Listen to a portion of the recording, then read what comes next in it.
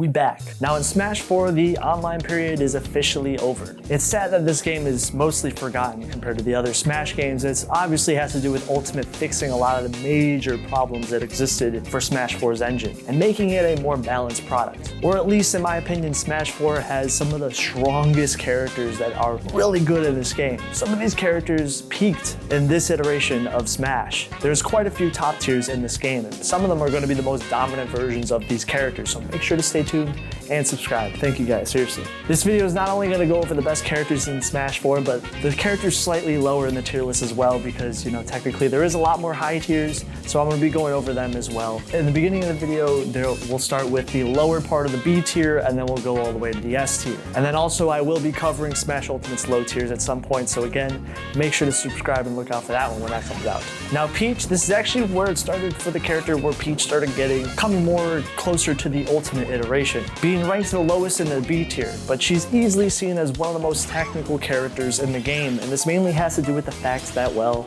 she has a float, she has buffs to her recovery that allow her to float cancel aerials, and this is also sort of the passing of the baton, Peach becoming a more combo-centric character. And this will also be doubled down even further in Smash Ultimate, because we all know Peach is really good in Ultimate. But Peach is not slow and defensive like she is in Melee. Reverse up special is a crazy KO tool for this character in this game, and she obviously has her turnips, which are essentially going to be used for edge guarding and starting conversions, and obviously they can be Z-dropped. She can even perform infinites in this game, which again, as I stated earlier, Peach could not do this in previous games. Her moves are more aggressive in Smash 4, and it bleeds into her character being more combo-centric, and the conversions like down throw into forward air works on most characters with their KO tools like back throw and back air and forward air. Her flaws though, it's mostly the same type of Peach stuff. She's lightweight, she has some really bad matchups against some of the top tier characters that outrange her, and she is definitely slower on the ground, so that holds her back a little bit. Captain Falcon is actually one of the fastest characters in Smash 4, and this is a massively buffed version of Falcon from that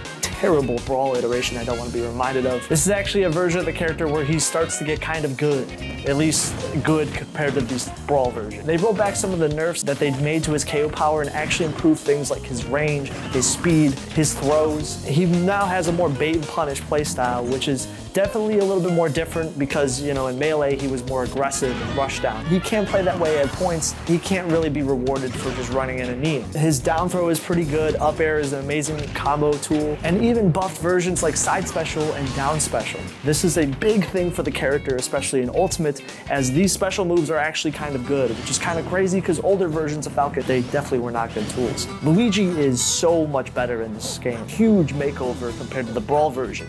Luigi is a really strange character in this game with strong, grounded aerial punish game. His ground game consists of amazing setups with his grabs. He has some of the easiest and rewarding grab setups in the game.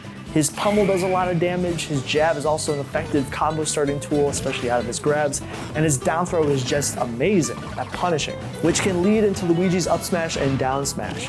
His fireball is a decent projectile for controlling space, which by the way, all his smash attacks are some of the fastest in the game. His up smash is intangible while his hitboxes are active, and of course, he has his incredible down special that is so good off stage. We've all seen this move, it is silly.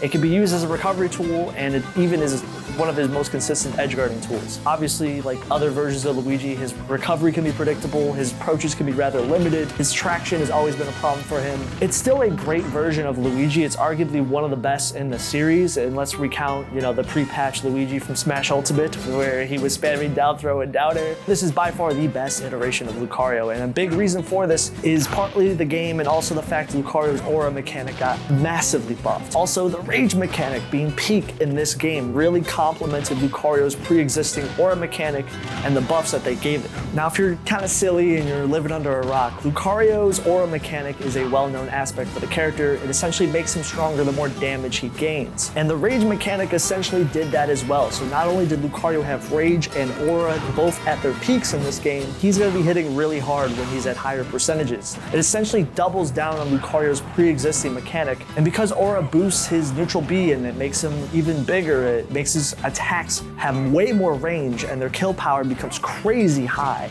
It's probably one of the most busted movesets when he gets a lot of aura. His recovery even becomes one of the best recoveries in the game with full aura. But the main issue for Lucario is if he doesn't have aura, he essentially is like a low tier character. He's really weak.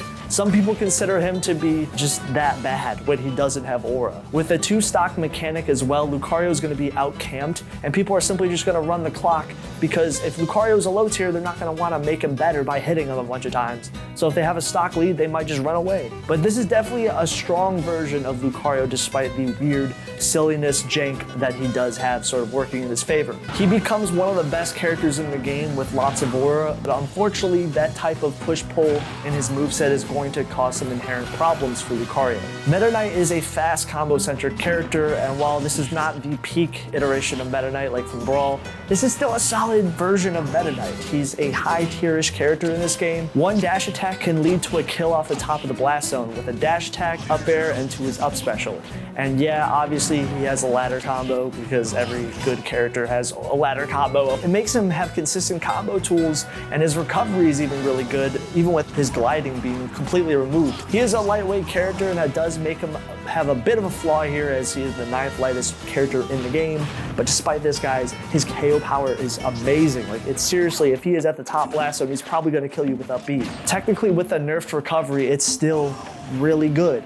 It makes sense that it's basically, you know, more normalized now. It's not like in Brawl, but his frame data is incredible. His dash grab is super good. I mean, what can I say? It's Meta Knight. We all know he's good. Pikachu, surprise, surprise, is a consistent character in this game, having a strong amounts of mobility on the ground and in the air. Having a reliable neutral B for zoning and maintaining pressure, and new KO confirms that are totally unique to this version, like up throw to down special. His down special got majorly buffed in Smash 4, and this move is actually one of the most consistent KO tools. Like, even having buff damage and intangibility, and when landing on the ground, most of Pikachu's attacks, they don't come out no later than frame 10, and having an amazing recovery with their up special, side special, and wall jump, and they have jab locks that work on almost any character in the game. Forward and back air are also consistent tools at starting combos. Quick attack is an excellent mind gaming tool, and you can start conversions with it. The character is lightweight, they do have poor range. Some of Pikachu's tools have a lot of end lag. I mean, it's Pikachu. He's very consistent. I mean, no surprise. It's one of the most consistent characters in Smash history. Some of you might actually be confused. Wait, some of the clone characters are ranked right next to each other and some of them aren't? What's with that? Lucina, compared to Marth, has more consistent hitboxes. She's not reliant on using a tipper hitbox like Marth's sword is. Lucina and Marth are very similar viability-wise. It just is going to come down to preference if you really prefer Marth's tipper and trying to hit with that, or a more consistent moveset that doesn't have to rely on that. This does work in Marth's favor in this game because this iteration of Marth is really good, especially after the buffs. So Lucina is slightly lower than him. Marth, ironically, was one of the most buffed characters in Smash 4's meta. Fun fact, he was really bad. He was considered a low tier for a long time, and then he just shot up in the meta after the buffs. So he is rewarding in this game. We'll definitely revisit Marth, but just know Lucina is the one playing the same type of game, and very common for them to be dual mained. Corin was introduced as a DLC fighter during Smash 4, and obviously, surprise, surprise, they were one of the handful of DLC characters that were really good in this game. Corin is a rather defensive character with their side special and then using nair or jump back and using forward air and retreating. His range is excellent, having some of the most long-lasting moves because of the sword hitboxes, and a lot of his moves come out way before frame 10. He has true combos that work really well, and he has good range, good KO power. Many of his moves deal lots of knockback, and some of his attacks, you know, like pre-patch Corin down special, which had to be nerfed. It could kill for 10% if you were countering a smash attack. It was so cheesy. Dragon Lunge was a strong mind gaming tool in this game, and it was hard to predict what Corin was going to do out of this move, as this tool could even KO at 130%. It can be a very strong tool out of shield, and it was a good approaching tool for Corin. It was even unpunishable if he successfully lands the attack and Corin quickly capitalizes on this. It's easily one of the best side specials in the game, and Corin will definitely be using this attack. He even has a kill throw. Like, does he need to have a kill throw? His back air was a recovery tool, which was kind of rare for an aerial to be a recovery tool. However, his weaknesses are his recovery is pretty lackluster, and because of the low airspeed and low jumps and average recovery, overall Corin is sometimes going to have trouble finding KOs, and he does have lackluster mobility. Ryu even was another DLC character that was added and was a very powerful character during during the late end of Smash 4 with consistent setup tools, a Shoryuken up special, and strong tilts, and a moveset that could even break full shields. It was that crazy. Ryu had a very strong combo game that could finish off your stock really easily. Street Fighter ported over many aspects to Smash, and many of these quirks are part of Ryu's moveset, and you can even activate different versions of neutral B or have different moves depending on which tilt you're going to do if it's held down or tapped, which is actually rather neat. Focus attack was an amazing tool allowing Ryu to tank a hit and then Ryu to cancel the hit and be able to hit back. And it can even be used as a recovery tool. He's a really aggressive character. His flaws are he's definitely on the slower end of the high to top tier characters, so he definitely can get walled out despite having Hadouken. His range is definitely not one of the best in the game, and his recovery is also pretty average, and it mainly has to do with his lackluster airspeed, and his throws also not being the best either. He's also probably one of the hardest characters to main in the game, but if you're willing to put in the work, you're willing to put in the hours, you like Street Fighter or something, then definitely give it a shot. He can struggle at neutral at points, but if you're willing to get in and rush in, he's definitely can be rewarding.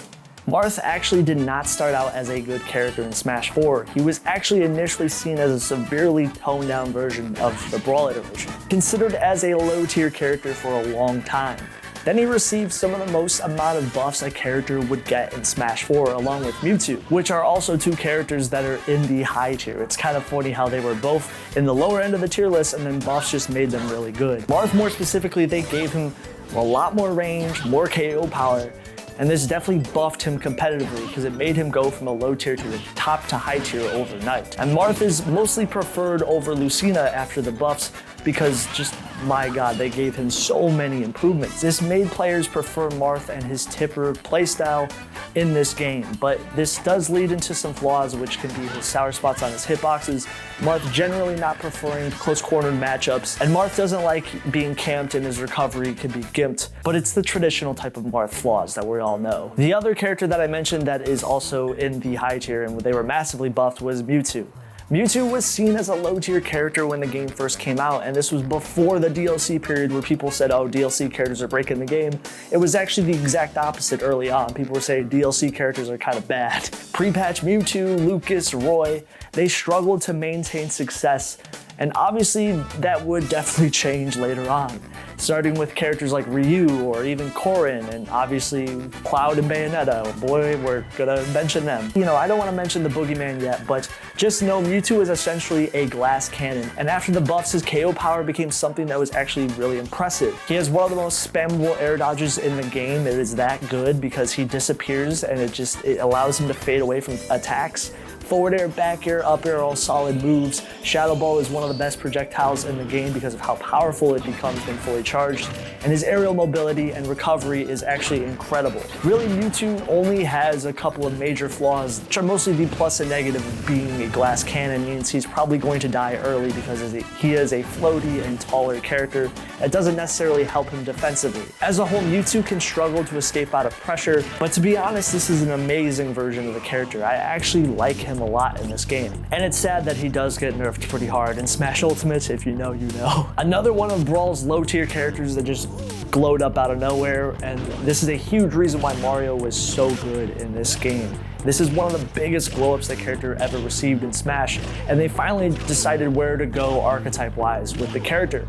Now, having high amounts of KO power, some of the best combo strings in the game, having Smash 4's trademark ladder combos that worked so well with him. I mean, sure, he did kind of become an up-tilt spam machine into up air and then up B, but that's how strong his punish game is. You don't want to get hit by it. It is that consistent. With his speed being faster, now he's known for edge guarding more because his moves are more powerful. Flood is actually really strong in this game. This is actually one of the more buffed moves. I mean, this move is really bad in Brawl. Mario has low amounts of knockback. His moves don't have a lot of lag at all, and they're hard to punish. He has consistent combos that are just going to be trademarks to his kit in this game. It's definitely made him a successful character in the meta. There's a massive amount of KO power in Mario's kit. He is one of the best characters at ladder comboing in this game. He does have issues with range, Like many versions of Mario, many swordies hit him pretty hard, and sometimes he can struggle to KO because his moves. He has a more combo-centric moveset. Despite this is an insane version of Mario. He is so good in this game. Sonic is also a beast in this game. Ironically, a lot of his playstyle in Smash 4 is going to transition very well to Ultimate, while now gaining some strong, aggressive tools. While Sonic is technically not as fast as the Brawl version, he is still the fastest character in the game, and this is going to be a major boon to his moveset because this means he's one of the best characters at camping and running away and playing defensively. The main difference in Sonic in this game compared to Brawl is he is hitting a lot harder. He actually has KO power this time around. Side B and down B mainly are actually good mind gaming tools. Many of his KO tools, like his smash attacks, hit harder. He has a solid recovery that allows him to act out of the peak of it, and even having intangibility during its startup. And in the air, Sonic is also really strong. He has good combo tools with his nair because of its long-lasting hitbox, up air because of its KO potential, back air is a reliable KO tool, and down air allows Sonic to return back on stage really fast because of the lack of any lag on a lot of his moves. I mean, it even meteor smashes on the clean hit, like, okay. His up throw is a combo starter, his back throw is a KO throw. He never had a KO throw ever in Smash, guys. They gave him a KO throw. Compared to the Brawl version, this is a huge step forward, as he's actually a bait and punish character this time around, as he actually has the moveset to punish more. And this is low-key, a lot of the stuff that is going to make Sonic a top tier in Ultimate are sort of here in Smash 4. Some of the weaknesses of the character are obviously his KO options. Yes, they are buffed, he is a lot stronger. They still aren't the strongest. He will have trouble KOing sometimes, but again, it's not as bad as the Brawl version. And this is a massive step forward. So if you're a Sonic fan, you should be eaten. Now, Fox is finally good again after being a mid-tier in Brawl, and this is, surprise, surprise, another consistent top-tier version of a character. Fox's strengths are fast damage racking up tools like his blaster, and his shine can beat projectiles. He has KO tools like his up smash and up air, back air. A lot of his moves auto-cancel very quickly. Up tilt is a massively buffed combo starter in this game, and it leads into many different follow-up tools like his back air or up air. It comes out really fast at frame 3. It is a really strong setup tool for Fox. His recovery was upgraded as well, as he can side special and then directly input up special out of it. This is a major step forward in his recovery utility. He still has the similar Fox flaws that he's normally going to have, like being a fast faller and defensively maybe not being the best ways of escaping out of combos, but I mean, Fox has a lot of positives that outweigh his negatives. Fox sort of being Fox, we get it. Zero Suit Samus is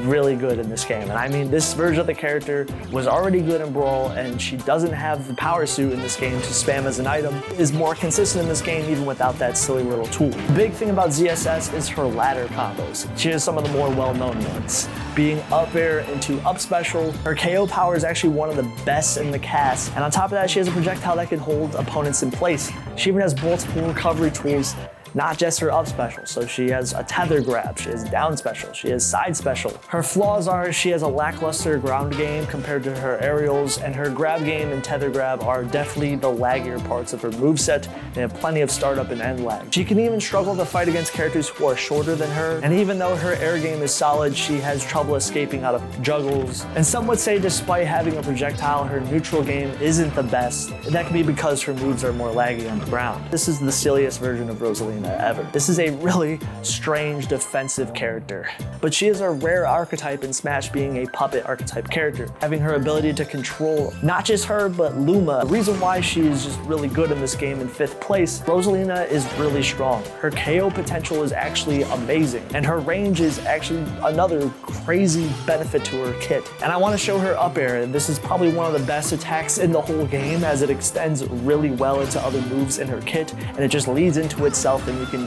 I'm sure you get the point. A massive move, and it KOs really early. It is probably her most well-known aerial in her entire kit. Her down air has a massive hitbox, and it also can be a KO tool. Her jab does a lot of damage, counters other characters really well because she has anti-projectile camping tools. This is why certain characters just really struggle against Rosalina, like Ness, Lucas, Samus. More projectile characters are just beat by her down special. Most of her moves, because of Luma especially, have incredible amounts of range, like her smash attacks. And because of how Luma hits in this game, this meant Luma could easily assist in securing KOs with some of the cheesiest aspects of Rosalina's moveset. Her recovery was good, her defensive game, offensive game were at their peak in Smash 4.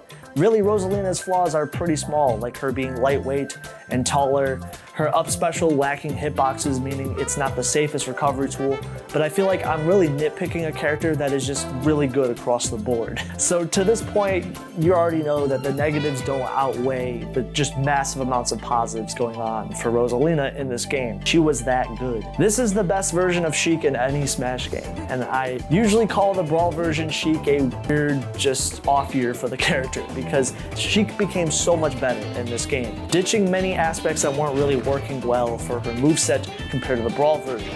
Now having a completely new side special and down special because now she's officially separated from Zelda and no longer can transform into her. Having some of the best buffs a character really received, getting a brand new side special that was a good projectile at least, and a down special that became a consistent KO tool off stage. Side specials explosion, yes, puts Sheik in free fall off stage, but it was a decent tool. Bouncing Fish was really good. It buffed Sheik's combos, and her airspeed was even better, meaning off stage Sheik can just go off stage and finish them off with Bouncing Fish. It was a really beefy attack. And to be honest, if you remember in my Brawl mid-tiers video, a big reason why Sheik was so bad in Brawl was because she had no KO power. It was a huge limiting factor for the character. So they must have clearly noticed this was a flaw for Sheik, and they did finally give her the KO power that she definitely needed. Now, ironically, you can debate if this was too much, but I mean, I see this as a solid reason to give Sheik KO power because she no longer can transform into Zelda. So that design philosophy that they used to have is basically in the garbage. But just know Smash 4 Sheik is a consistent top level character, some of the fastest moves in the game. Her needle is also one of the best projectiles, and due to how fast and long range and how much hit stun it has. Really, Sheik's major problem is despite her massive buffs to her KO power, some people still think it's not good enough compared to the other top tier characters. She's also a lightweight. Even after they tried to nerf Sheik, she was still good. This character is the original face of Smash 4. And by far the most iconic, well-known top tier in this game. Even after the nerfs, Diddy Kong was still dominant throughout Smash 4's lifespan.